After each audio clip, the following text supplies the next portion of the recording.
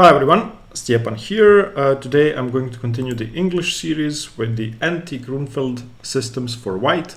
So we're going to be trying to avoid black's main ideas in the Grünfeld Defense and trying to find a setup that's useful and better for white against everything black can do. Okay, before we start getting into the English, let's see what the Grünfeld is. So d4 knight f6, c4 g6, knight c3, and now bishop g7 would be the king's Indian. d5 is the Grünfeld. And black's main idea in the Grünfeld is to put pressure on the pawn on d4.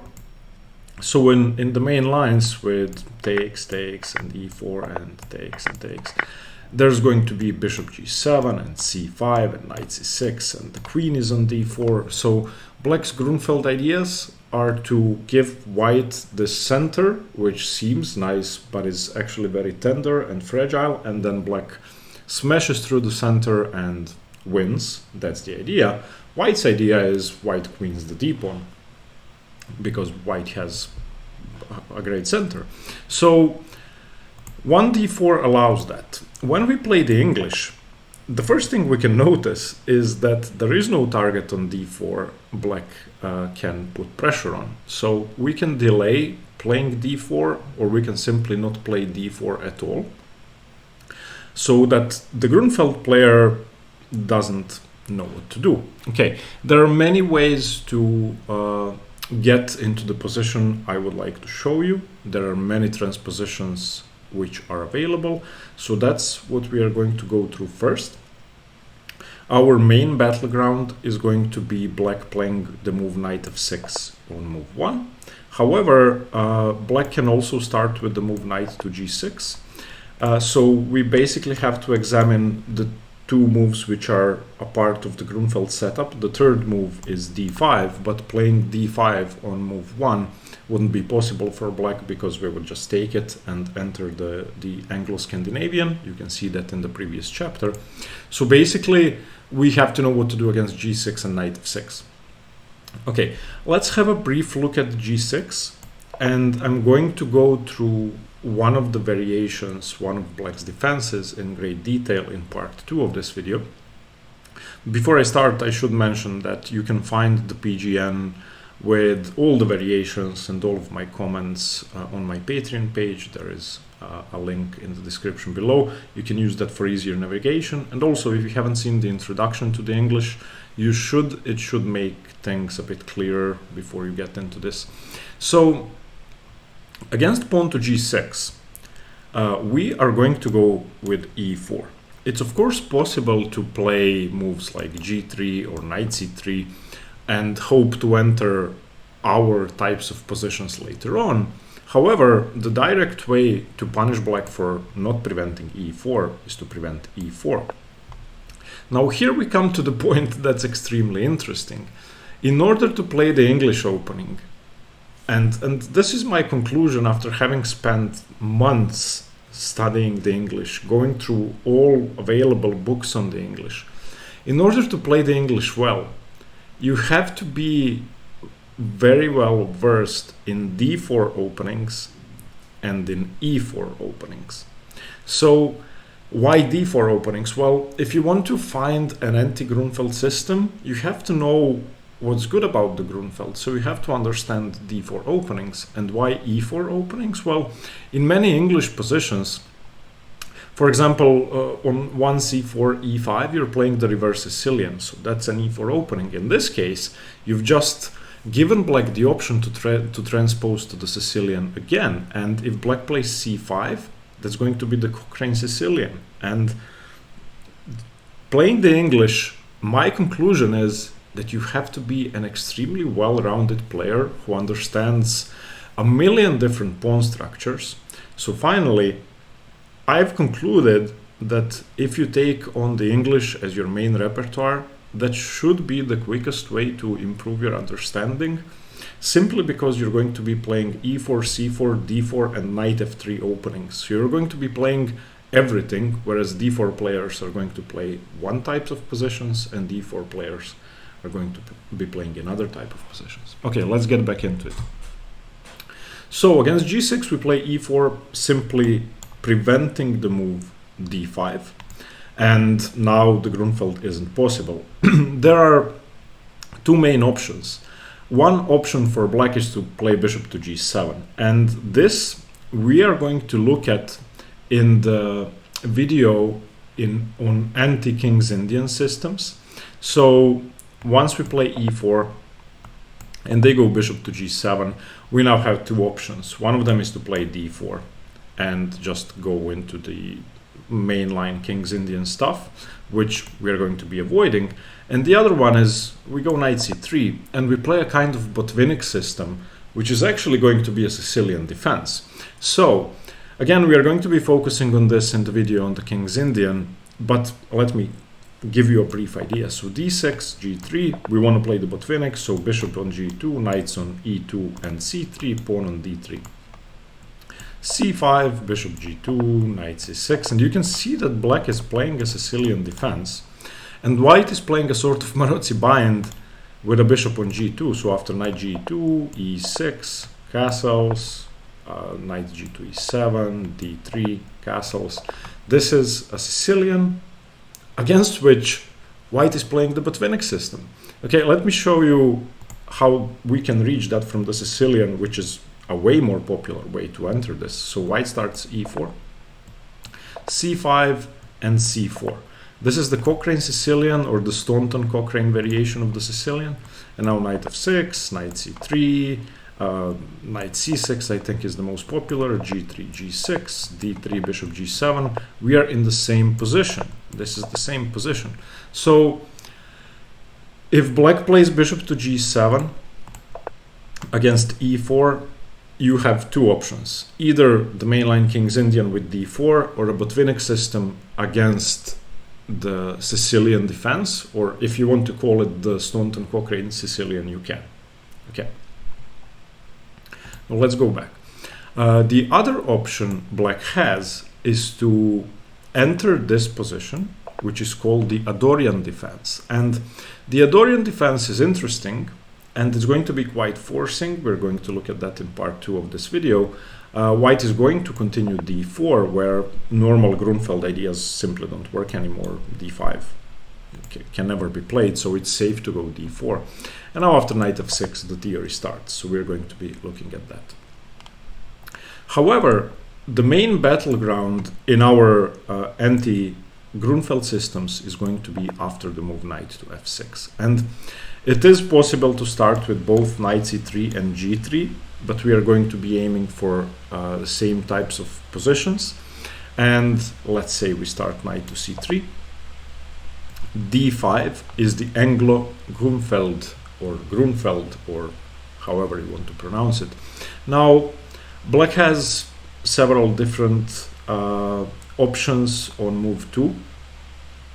Again, g6 is going to lead to positions which are either the King's Indian or the Botvinnik, because after g6 we are going to play e4 and go for the Botvinnik. Or if black wishes to play c5 on move 2, we are going to transpose to the symmetrical English, and this of course we are going to be looking at in the video on the symmetrical English. So our battleground is d5. Again, we could have reached this via a different move order. So instead of knight c3, let's say we go g3, black plays g6, bishop to g2, and d5. Same type of idea. Or after g3, d5 immediately, c takes d5, knight takes d5, bishop g2. There are going to be many move orders, but we have to know what black is trying to achieve, and we have to know our setup against everything, which is why it's important that you understand every part of this series on the English. It's extremely transpositional, and only studying anti-Grünfeld lines doesn't mean anything, because if black ever plays c5 early, you're in the symmetrical English and you will not know what to do. Unfortunately, I cannot post all the videos at once, so just try to go back to the series to understand all the transpositions. So d5. Okay, c takes d5, knight takes d5, and we are going to divide this position into two parts, two main approaches for white.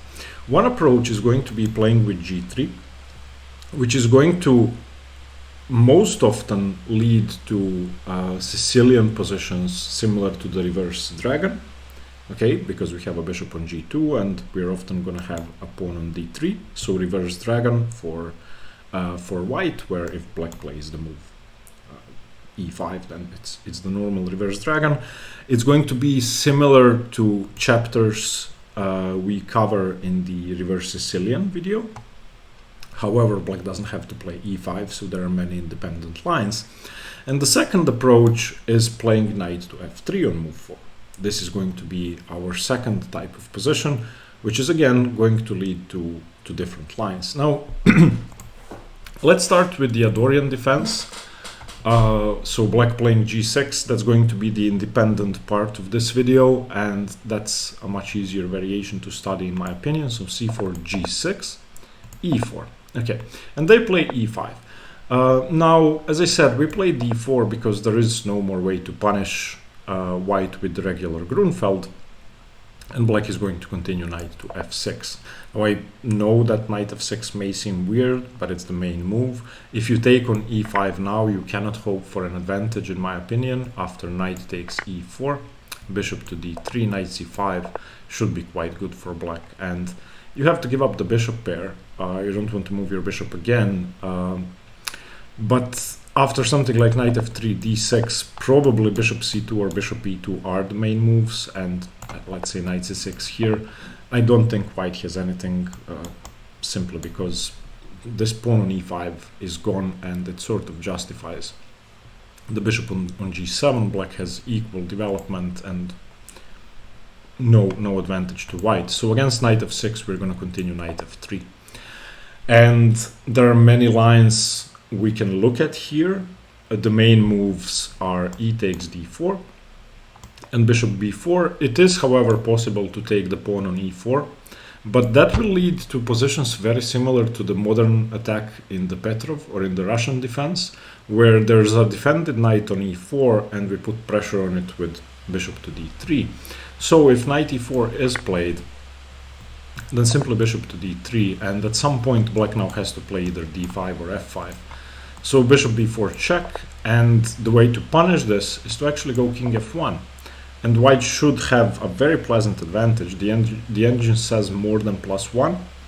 Again, if you have to find king f1 over the board, that could be annoying, but if you block the check in any way and allow this knight to trade, then you have no compensation. So king f1 is logical. Okay, d5 defends the knight, c d5, queen d5, and now simply queen e2, putting more pressure on the knight should be advantageous for white, to say the least. So if knight takes e4, just go bishop to d3 and remember this line with king f1. So no issues there.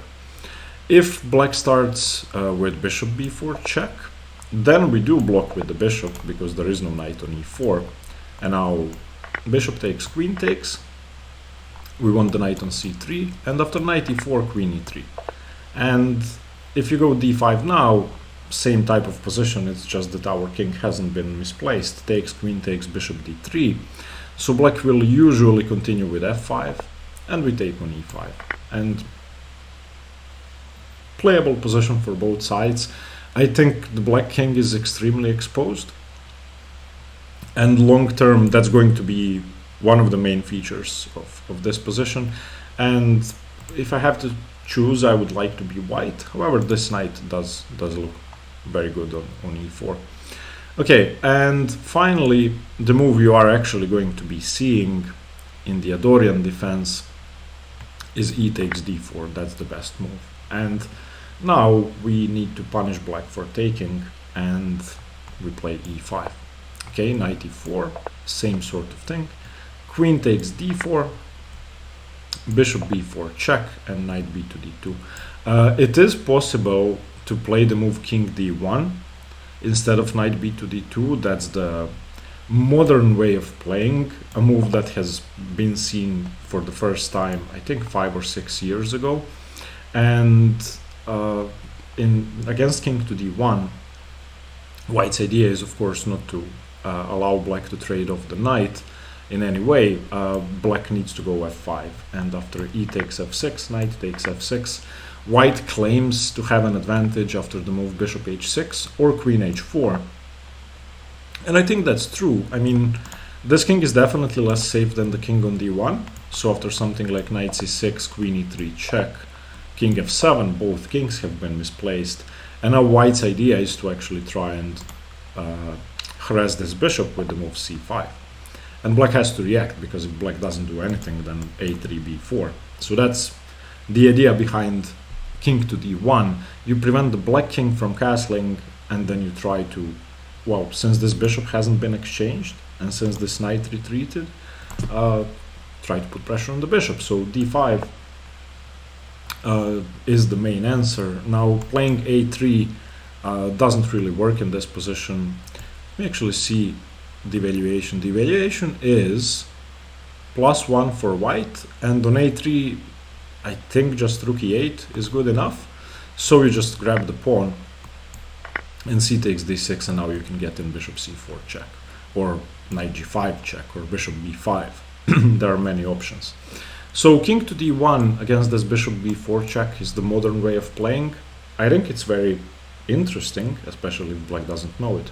However, the main move is knight b to d2, and this allows this knight on e4 to trade. Now, this is black's misplaced piece, so allowing black to trade off this knight, I mean, you're losing your biggest strategic edge.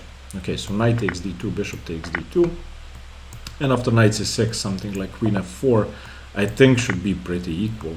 Queen takes and queen e7. Of course, these are weaknesses, but there really is no easy way to exploit them, and white's just castles here, and black shouldn't be taking, of course, because of rook e1 and f4, so black is going to develop either with b6 or simply castle. I would say that playing king d1 against the Adorjan is more favorable, because it creates more imbalances in the position. Once this bishop gets to b7, once black castles, I'm not sure white is that much better. Okay, let's move on to the real anti-Grünfeld stuff, the Anglo-Grünfeld position. Now, we start with c4, black plays knight f6. It's possible to start with knight c3 or g3, as I said. If you go g3, there is a way for Grünfeld players to try and confuse you by playing d5 straight away. g6 is the most common way to get into the position, but d5 can be played. And this is going to be important because of many possible transpositions we can get into. So our goal is to get our bishop to g2, so takes, knight takes, bishop to g2, and now if they go g6, we are in our Anglo-Grünfeld position with pawn to g3, and if they go e5, this is going to be the reverse dragon, and that we are going to cover in a video on c4 e5, the reverse Sicilians. And if they go pawn to c5, this is going to transpose into the Rubinstein variation of the symmetrical English after knight c3, knight c7. This is the Rubinstein variation, or the Rubinstein system, where black is going to play e5 with a reverse Marozzi bind against the Sicilian. So basically Marozzi bind for black, so normal reverse Sicilian stuff. So if they go d5, you have to be aware of those transpositions, but most players are going to start with g6, and we go bishop g2, they go d5, and now cd5, knight d5, and knight c3 is going to be the beginning of our position. We are going to divide it into two parts, knight b6 and knight takes c3. The other move order to reach this would be to start with knight c3, and after d5, because black now really has to go d5, there is no time for g6, because with e4 we could clamp down on the position. So with this move order, you're avoiding g6, so d5, but we are going to enter the same sort of position, cd, knight d, and g3, same thing. And If g6 is played, we are in the same position. It's possible for black to go into a reverse Sicilian again with e5, or into the Rubinstein with c5. Those transpositions you always have to be aware of. It's also possible to take on c3 straight away or play knight b6 straight away. But these are just going to transpose to our main positions we are going to look at now. Okay, g6, bishop to g2. Okay, let's have a look at knight takes c3 first, because I think that's slightly less critical. We take with the b pawn, and by taking here we can see that white center is strengthened with another pawn by taking towards the center, and the main theme here is going to be whether white plays d4 or not. The point is, white doesn't have to play d4. If you do play d4 at any point, then of course black gets normal Grünfeld ideas with bishop g7 and c5 and knight c6, so you don't have to do that. So after bishop to g7, the main move is actually to go rook to b1, just trying to put pressure on the pawn. The alternative is to play knight f3, which I think is slightly better. One more thing I would like to mention in the position after bishop to g2. Other than knight takes c3 and knight b6, it is possible for black to play the move c6. However, it's not a good move, because if we know that black would like to play c5 at some point after d4, this is going to be a standard Grünfeld if d4, e4 are played, but black wasted a tempo on c6. This is why I told you it's important to be well aware of d4 openings and well versed in them, because if you know the Grünfeld, the standard Grünfeld, you will know that c6 is a mistake and that you can actually go for d4, e4, and if knight takes c3, b takes c3, ideas with bishop g7, c5, knight c6 are bad because black has already wasted the tempo on c6. Okay, let's go back to knight takes c3. Okay, we take with the b pawn, bishop to g7, and with the bishop on g2, if we compare this position to the standard exchange Grünfeld, let me get back into that for you guys. So here and here and here and here, and d5 and takes and here.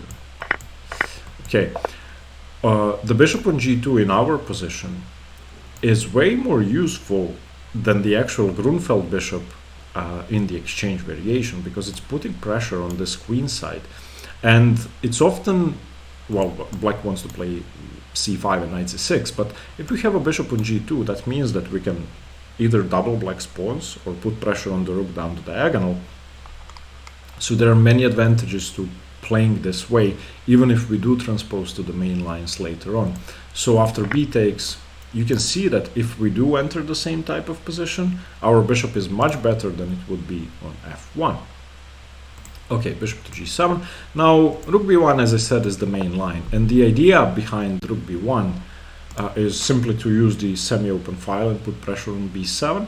Now, black could go knight c6 or knight d7. If knight d7, you cannot take the pawn. If you go bishop takes b7, bishop takes b7, rook b7, knight b6 traps the rook, and black should be winning. So on knight d7, don't do that, just play h4. I think that's probably the best way to play this position. A very common theme which we are going to be seeing throughout these positions is moving the d pawn somewhere and then trying to create a battery with our queen and bishop on e3 and d2 and exchanging on h6 and putting pressure on the queen side. So that's going to be a natural way to play this position. I think, however, then that starting with rook b1, other than the immediate idea of attacking on b7, is inferior to knight f3. This is a more flexible move. It gives white more central control, and you can always go rook b1 later. I mean, it's not like rook b1 cannot be played on the next move. Okay, black castles, white castles. And now black has several options. Black has knight c6, which I think isn't such a good move because we can now go d4. It blocks the c pawn, so it's definitely not in the spirit of the Grünfeld, and black's idea will be to break the center with e5 instead of c5. But after e3, this actually resembles the Stockholm variation of the Grünfeld a lot. Let me show you that position. Just give me a second. So d5, the position where the Stockholm variation is the position where white plays bishop to g5, and after knight e4, bishop h4, knight takes, pawn takes, dc4, e3. This pawn structure is very similar to the Stockholm, and the difference is that white has a bishop on g2, which is actually an improvement for white. I know because I played Stockholm myself and don't really have any problems with my bishop because I end up taking on c4, but I would prefer to have it on g2. So again, if they go knight c6, d4, e5, e3, I think is a slightly favorable version of the Stockholm because, well, black broke with e5 instead of c5, but it's the same structure. So the main moves for black are going to be Grünfeld moves, either c5 or knight d7. Okay, let's look at knight d7 first. On knight d7, there's an idea I like a lot, and that's to play queen to c2, which is a very flexible move. And it tries to punish this knight for what it wants to do. It also prepares rook d1 and eventually playing d4 if you want to, but you don't have to. But the idea behind knight d7 is that black wants to go knight b6. So if we understand the idea behind the move, and of course playing knight f6 would block the bishop, supporting e5 could be relevant, but it's not that relevant. So black's idea is knight b6, and we play a waiting move, queen c2, which is a useful move, developing the queen, later on connecting our rooks, and waiting for knight b6. And here's the point, you go a4. I like this idea a lot, and we're gonna play a5 regardless of whether the knight stays on b6 or not. Black should continue with knight c4 though, and now a5. And after c6, we now go queen a4. Our pawn is ready to undermine this queenside pawn structure and use our bishop on g2. And of course, if we get to play a6 at any point favorably, and b6 is the response, or takes is the response, then of course, whenever this knight moves away, this bishop is a monster, also c6 is hanging. Now, black has ways to fight against this. The main move is knight to d6, and we develop our bishop to a3. That's another very important point. And I think this position is just splendid for white. I mean, I love this position for white. This is actually my preparation for one of my games that never happened. I was playing a player who usually plays the Grünfeld. However, the other guy ended up showing it was a team event, so I didn't get to play this. Okay, so after castles, knight d7, I would recommend the move queen c2 with a4, a5. Black's main response by far is c5 after this capture on c3. And against c5 we are going to go rook b1, because now it's not as easy to prevent this pressure, because c6 is never possible. Okay, knight c6, queen a4, in this case without a4, a5, and the idea could be to transfer the queen to h4, but the more important idea is to play the move d4 and get the rook to d1 very, very quickly, and just try to harass the black queen because it doesn't have many squares. Now, you can notice that this bishop is able to come to f4, unlike normal Grünfeld positions. Our other bishop is cutting across the queen side, and if we open up the d file, exchange dc5 and play rook d1, where does the queen go? That's the beauty of this position. All of your pieces are active. You're basically playing a Sicilian dragon, but there's a pawn on c3 instead of d3. So put this pawn on b2 and the other one on d3. It's a standard dragon. Okay, so black gets out of the way, queen c7. And now, as I said, queen h4 can be played. I don't really like the move queen h4. You can study that on your own. I think the main move should be d4. And I think it's better than queen h4. Bishop to d7, bishop f4. You can see how active white's pieces are.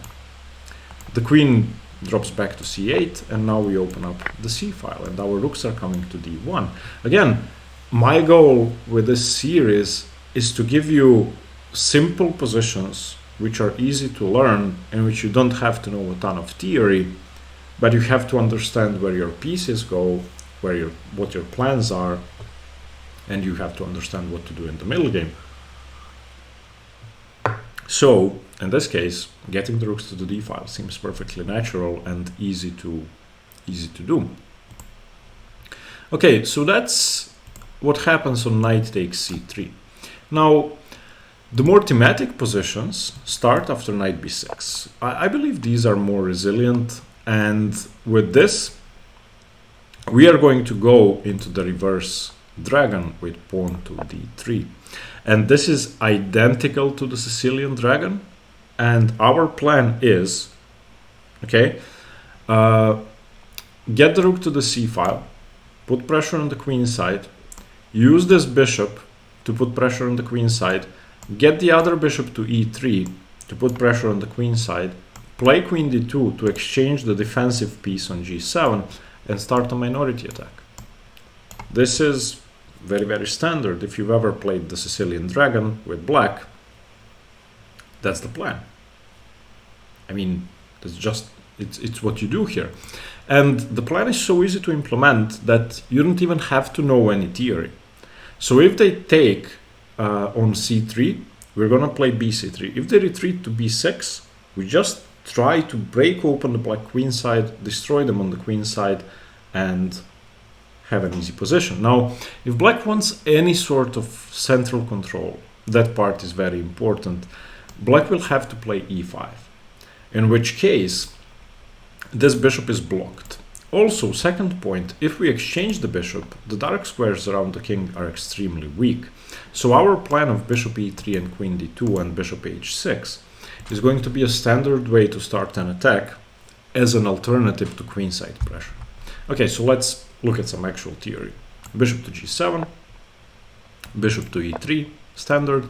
And one thing I should mention is that even though there are different options here, like h6 or knight to d7, the main move by far will be castles. And the point of knight a d7, let's look at that first, either here or on the next move, is to start preparing e5, and as I said, that would block the bishop and also weaken the pawn unless f6 is played later.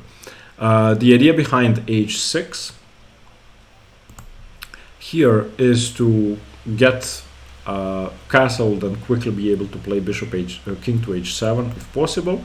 So white's responses are going to be queen d2 or queen c1, just preventing that. And again, I don't think h6 is a wise move. So black should continue with something like knight 8 to d7, knight f3, and knight f6. And after castles, it's obvious that black cannot castle, so c6, you just continue rook b1 and you start your minority attack. The queen c1 is useful because it defends the knight.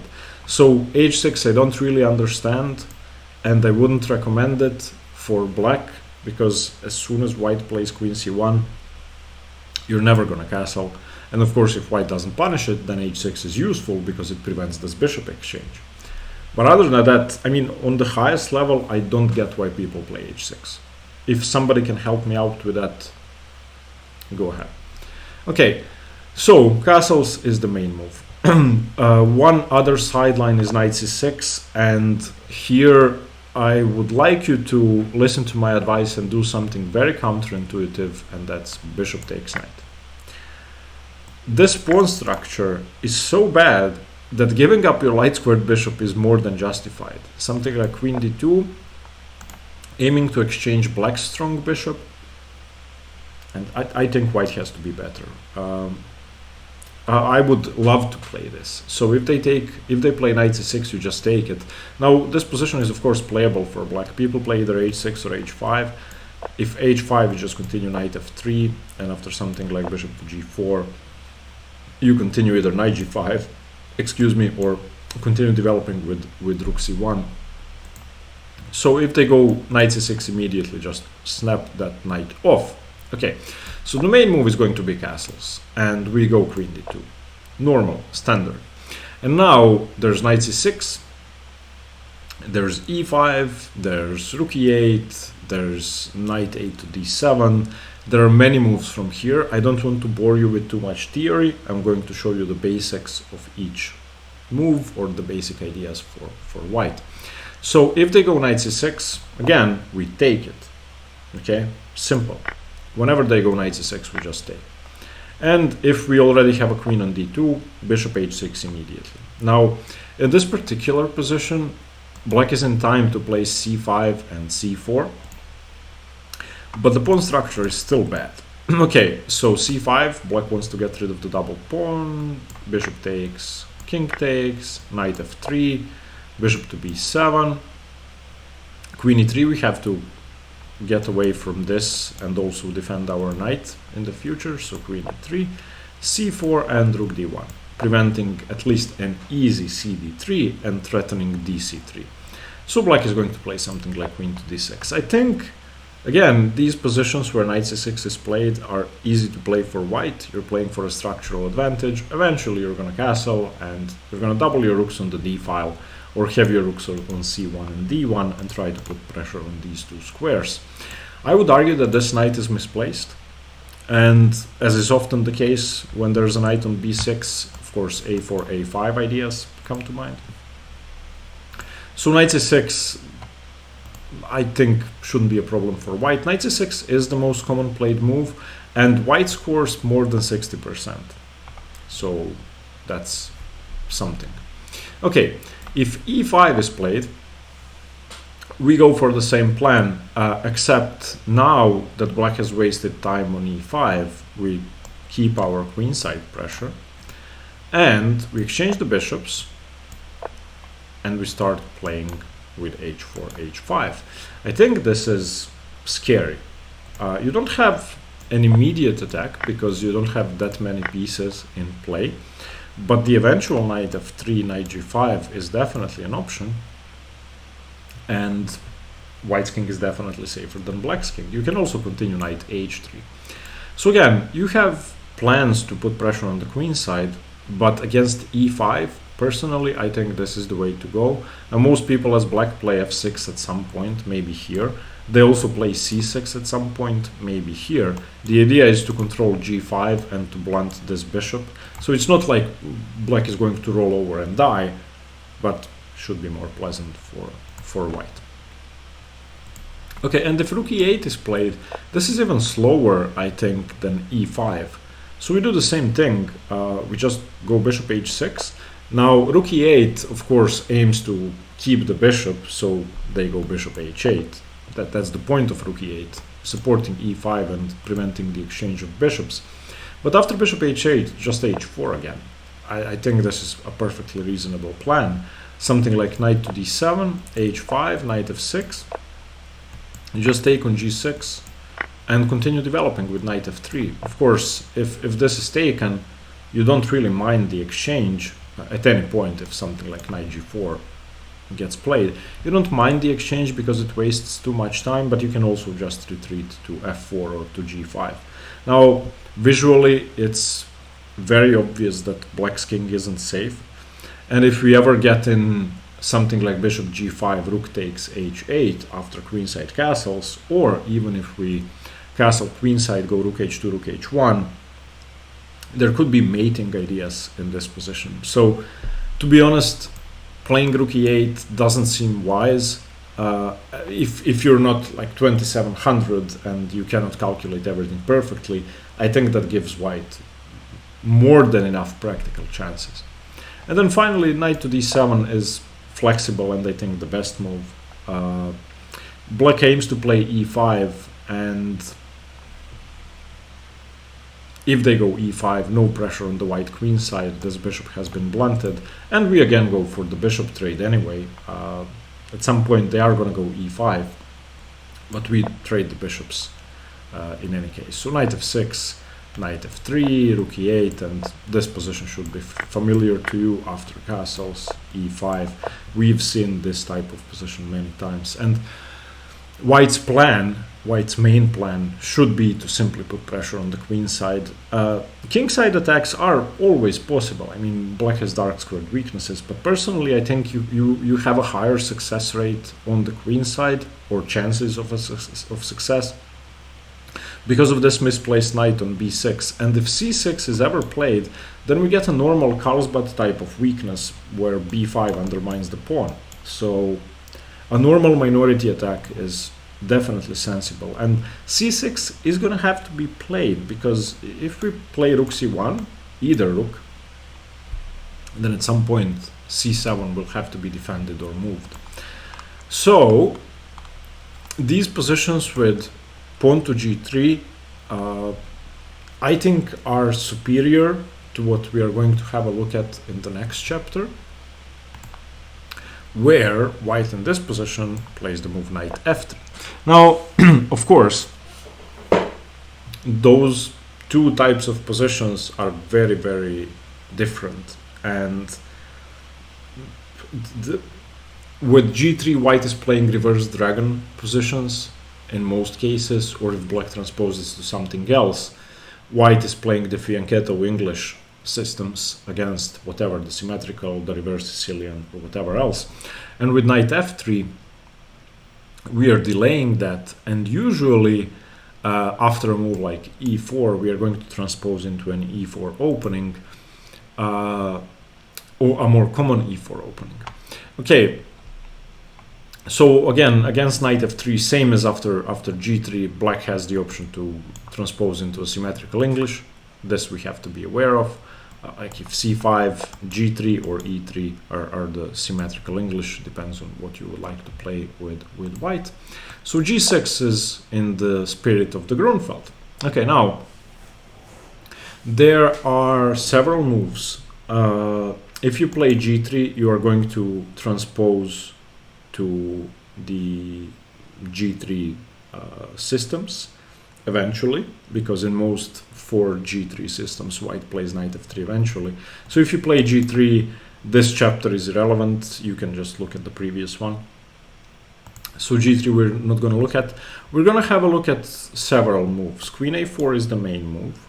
Then e4 is very, very interesting in my opinion, going into the Grünfeld. However, it's going to be slightly different to the normal lines, because we're not going to take with the b pawn, we're going to take with the d pawn and keep this diagonal very strong for us and offer a queen exchange.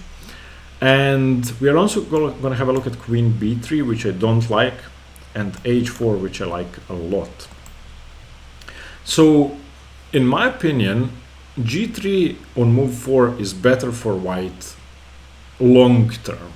You have plans which are harder to implement, harder to understand, which are more of a positional nature. You're going for a minority attack on the queen side, you're playing it slow, even though you're playing a reverse dragon.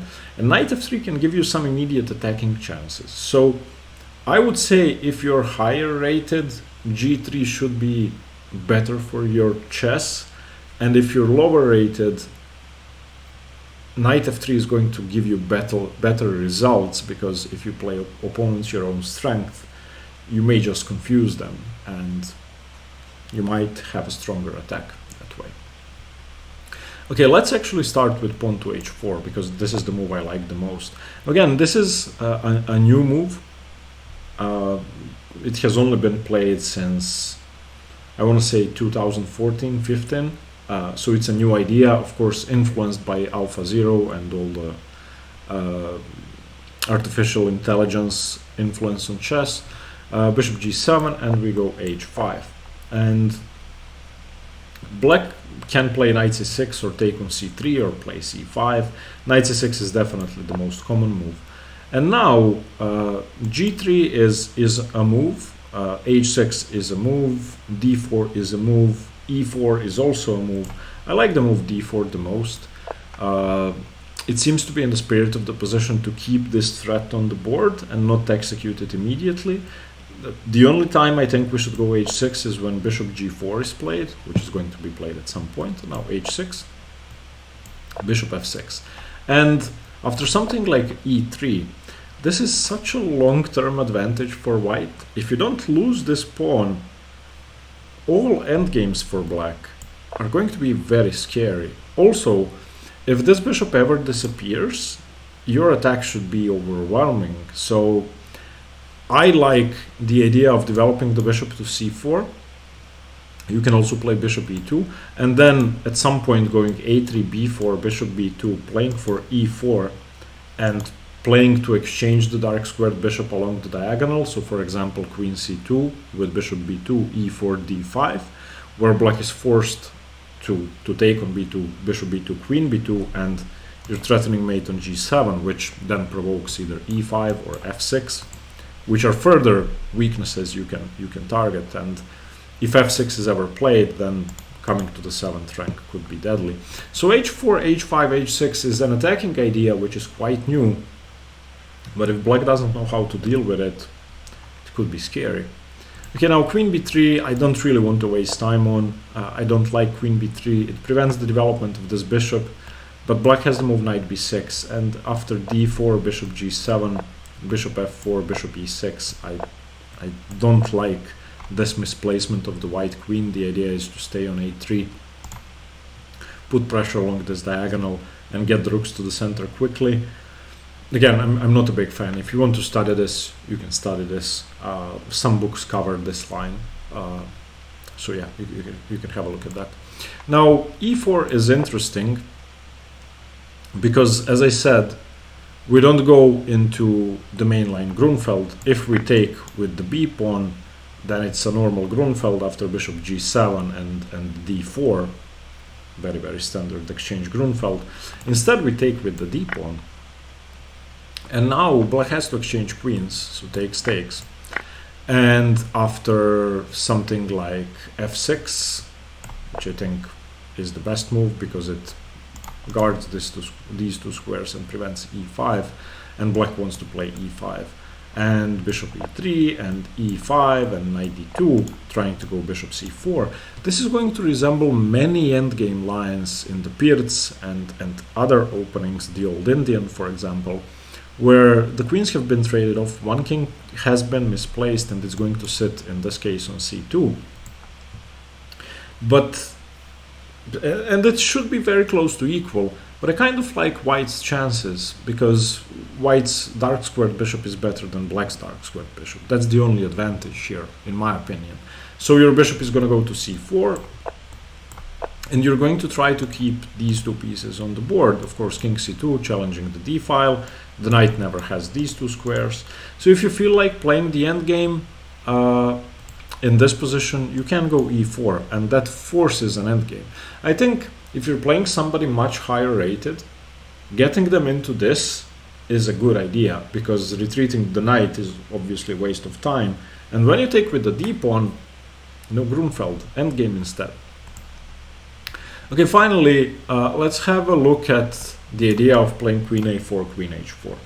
Again, this is another attacking idea which is sensible. I'm not a big fan though. I prefer the move h4, if I'm going to be honest, if you want to start an attack against black's king. So after bishop d7, queen h4, knight c3, dc3 again. We don't want to allow d4 and then pressure on our pawn. Something like knight c6, e4, e5, bishop g5, bishop e7, and bishop c4. Seems scary, but black is actually fine. I couldn't see any practical advantage for white. In fact, most games on the highest level from here end in a draw. There have been more than 100 games here. I would recommend that you have a look at Kramnik-Ivanchuk from '96, where Kramnik won, I'm not going to say convincingly, but it was a very nice game. And Ivanchuk is usually on the black side in these positions. He tries to play the Grünfeld against the English. So if you would like to get ideas about how to play these positions, just find games where Ivanchuk is black, and that should give you a very good idea of what to do with either side. Now black's options here are h6 or h5, and after something like h6, bishop e7, queen e7 is the main line. The queen drops back to g3, but you can exchange on e7, or you can also castle queenside. So depending on whether you want to attack, whether you want to exchange queens or not. Now, you could argue that these are weaknesses, and that's true. You could also argue that this bishop is better than this one. That's not true because they can be exchanged. The one thing I should say is that this knight isn't really good because it doesn't have too many prospects. However, if the queens are traded off strategically, this knight has the e6 square, which is huge. So if white exchanges queens, black exchanges bishops on e6, after, for example, queen e7, king e7, castles, bishop e6, king e6, then you move the king away, play knight d8, knight e6, and if white plays g3, that's, well, similar to what black is doing. However, a knight sitting on e6 is a good piece because in some positions, if black by some miracle manages to play c5, c4, there will be knight d3. That being said, white can try to do the same thing, although not as easily. Knight d2, f1, e3, looking at the d5 square. So if c5 is ever played, the knight is going to sit on d5. So these, again, are going to be, in my opinion, complex strategic positions if white trades queens, and if white doesn't trade queens, then white starts to, or wants to, attack. So queen g3 castles queenside, castles kingside, opposite side castling, and just go. Black plays g5, white plays b4, and whoever checkmates first wins. Well, that's a weird thing to say, but yeah, whose attack starts quicker and is more precise is going to win. This is actually the game Kramnik-Ivanchuk I was telling you about, where Kramnik won. Okay, so these are the anti-Grünfeld systems. Again, I tried not to overwhelm you with a ton of theory. I hope this was understandable. If you have any questions, you can always ask me. The PGN is available. You can find it in the comments below. You can find the link to the PGN. And yeah, I hope this was useful. Stay tuned for more chess. Bye-bye.